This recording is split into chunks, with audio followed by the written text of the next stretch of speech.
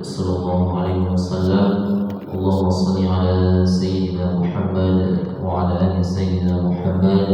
السلام عليكم ya Rasulullah. Bapak, Ibu jemaah salat subuh yang dimuliakan oleh Allah Subhanahu wa taala, yang akan menyampaikan penyusul kita pada pagi hari ini yaitu Ustaz Dr. Muhammad Rafiq Jamari. Kepada Ustaz kami persilakan.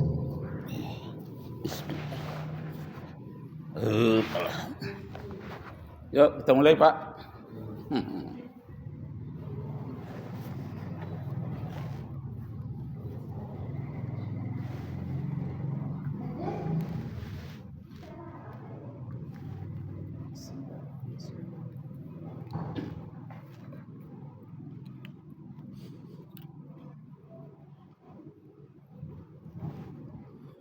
Assalamualaikum warahmatullahi wabarakatuh. Syukur alhamdulillah kita persembahkan kehadiran Allah Subhanahu wa taala, Tuhan yang maha tinggi dan maha agung, yang telah menciptakan langit dan bumi beserta kedua isinya, dan telah menciptakan subuh bagi kita untuk mencari rezeki, menuntut ilmu dan beribadah. Salawat dan salam kepada Nabi Muhammad sallallahu alaihi wasallam. Allahumma shalli ala sayyidina Muhammad wa ala ali sayyidina Muhammad. Kaji kita pada hari ini tentang mengapa orang jadi miskin. Kemarin tentang orang jadi kaya ya. Kenapa orang menjadi miskin? Pertama, orang menjadi miskin itu memang sudah ditakdirkan oleh Allah. Takdirnya tapi bukan takdir pada azali, takdir mu'allaq. Takdir mu'allaq ini digantungkan pada dirinya. Dia jadi miskin memang sudah ditakdirkan oleh Allah. Yang kedua, suatu negara atau suatu daerah itu jadi miskin karena pemimpinnya tidak benar. Kalau dalam rumah tangga mungkin pemimpin rumah tangga yang tidak benar. Kalau dalam satu kota mungkin pemimpin dari satu kota tidak benar, melakukan korupsi. Tanggal 2 hari Senin, namanya Risnanda, pejabat wali kota baru 6 bulan, tertangkap oleh KPK. Ya. Baru 6 bulan menjabat. Dia orang Mendagri dari Jakarta, di-drop ke Pekanbaru. Korupsi, tertangkap oleh KPK, tertangkap tangan. Dibagi-baginya uang masyarakat. Ya Allah, Risnanda namanya. Dari Jakarta. Di Jakarta jadi PJ, pejabat sementara di Pekanbaru, korupsi, insya Allah. Nah, jadi ketidakjujuran pemimpin di suatu daerah itu menyebabkan daerah itu menjadi miskin. Ya, korupsi. Dulu tentang korupsi itu saya buat pantunnya, kenapa aku duduk di kursi, terlalu lama duduk di bangku. Bagaimana pula aku tidak korupsi? Gaji sebulan habis dalam 1 minggu. Itu dulu, karena susah, duit sedikit. Sekarang, gajinya sudah berlipat-lipat ganda, masih korupsi. Jadi bukanlah faktor kemiskinan menyebabkan dia korupsi, tapi disebabkan karena kerakusan. 4K. 4K yang kita hadapi: kemiskinan, kebodohan, keterbelakangan, kerakusan. Itu musuh kita itu. Barangnya sampai K. Kemiskinan, kebodohan, keterbelakangan, kerakusan. Yang paling gawat kerakusan ini. Nah, walaupun pintar, kalau rakus menyebabkan orang jadi menderita, orang kaya menjadi miskin. Nah, sekarang tuh di Jakarta sedang untuk anggota DPR RI dan seluruh menteri-menterinya, seluruh pegawai seluruh Indonesia akan dirampas harta kekayaannya. Kata Presiden Prabowo, siapa anggota DPR RI yang tidak bersedia menandatangani perampasan hak pemiskinan terhadap koruptor, maka anggota DPR itu akan dipenjarakan. Berarti dialah penyebabkan negara jadi miskin. Nah itu. Jadi ada undang-undang perampasan aset anggota DPR yang menolak akan dipenjarakan. Karena satu orang korupsi itu paling kurang 1 juta rakyat menderita. Kalau banyak-banyak seluruhnya jadi menderita. Minyak jadi harganya naik, pajak menjadi naik. Nah, tingkat kemiskinan naik pula. Dulu cuma 28 juta, sekarang menjadi 30 juta lebih menurut data BPS. Nah, jadi karena itu mental-mental yang menyebabkan jadi miskin itu harus dihilangkan. Seorang pemuda rambutnya kusut, pakaiannya kumuh, tapi rajin datang ke masjid Nabi. Setiap Rasulullah masuk, nampaklah dia menangis di sudut, didekati oleh Rasulullah. Ya anak muda, kenapa kau kelihatan bersedih?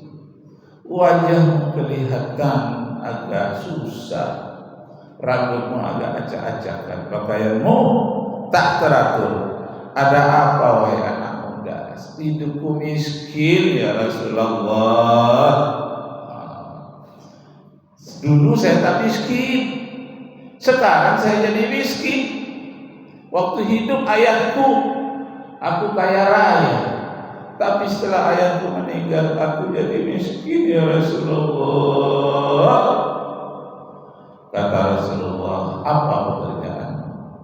Pekerjaanku beternak dan berdagang ya Rasulullah. Teruskan usahamu itu dengan serius. Mau tak kamu? Aku ajarkan satu doa agar hidupmu tak jadi miskin selamanya. Miskin hanya sebagai ujian bagimu. Mau ya Rasulullah? Nah ini doanya, ikutkan. Allahumma inni a'udzubika min ghalabatid daini wa qahrir rijal. Itu dia. Ikut Bu. Allahumma inni a'udzubika min ghalabatid daini wa qahrir rijal. Langsung jadi kayu ibu. Tapi usaha yang rajin. Jangan cuma berdoa saja, enggak ada usaha. Teruslah usahamu. Mana yang beternak, berdagang. Apa artinya doa itu tadi yang diajarkan oleh Rasulullah? Dalam satu hadis sahih, itu Hamka selalu mengulang-ulang doa itu. Saya lihat beberapa bukunya, itu selalu muncul doa itu. Allahumma inni a'udzubika min ghalabatid daini wa qahrir rijal. Ya Allah, ya Tuhanku, aku mohon perlindungan kepadamu dari lilitan hutang. Jadi yang pemuda tadi itu rupanya dililit oleh hutang. Min ghalabatid daini wa qahrir rijal, dan dari paksaan orang, terpaksa. Kalau sekarang orang itu terpaksa karena terikat oleh pinjaman online, ojol ya juga ya, ojol. Kemudian ada judi online, ada pinjaman hutang online yang bunga berbunga. Masya Allah. Saya lihat itu orang yang terkena itu di hadapan mata saya. Dia mau jual TV-nya, lalu saya katakan, Amir saya yang beli, TV-nya berapa? Kenapa mau dijual? Utangku terlalu banyak, piring-piringnya pun mau dijual, kulkasnya biar saya yang beli. Masya Allah. Sudah saya beli, utang selesai, nggak ada pula terima kasihnya sama Allah. Terima kasih Pak ya, terima kasih Ustaz telah melapangkan saya. Enggak apa-apa lah ya. Orang yang enggak boleh dikasih tahu. Nah, jadi orang yang terlilit oleh hutang, oleh judi itu masya Allah jatuh menjadi miskin. Nah, kenapa aku naik taksi? Karena di oprek banyak yang nakal. Kenapa aku melakukan korupsi? Jumlah gajiku tak masuk akal. Nah, itu dulu. Gajinya kecil. Terpaksalah korupsi, entah kertas di kantor yang dijualnya, entah apa lagi yang bisa. Sedikit banyak korupsinya, tapi tidak minta izin kepada atasannya. Dulu jumlah gajinya tak masuk akal, hanya sebanyak uang rokok orang di luar negeri. Sekarang udah ada namanya tunjangan kinerja. Sudah ada pula gaji, ada pula yang uang makannya, masih juga lagi. Itu mentalnya yang tidak bagus.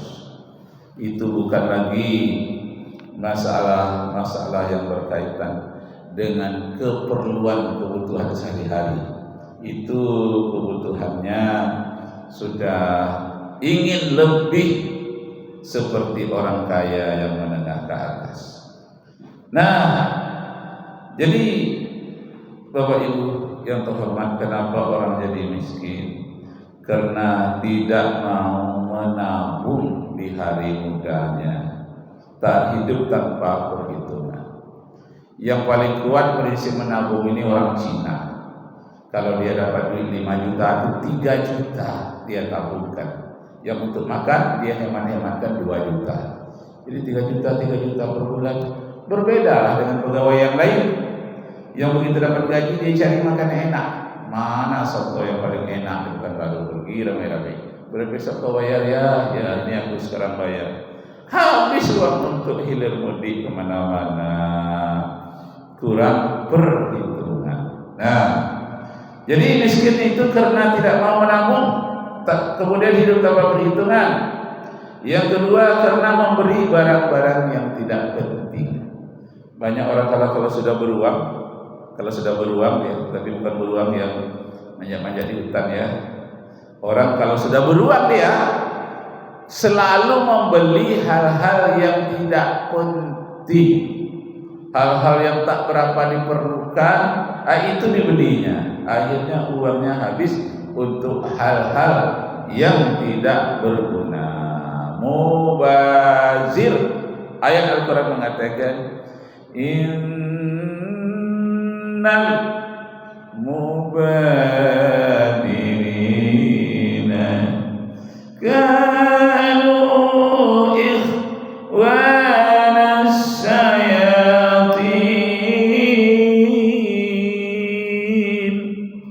Sesungguhnya orang-orang yang suka mubazir itu melakukan perbuatan setan.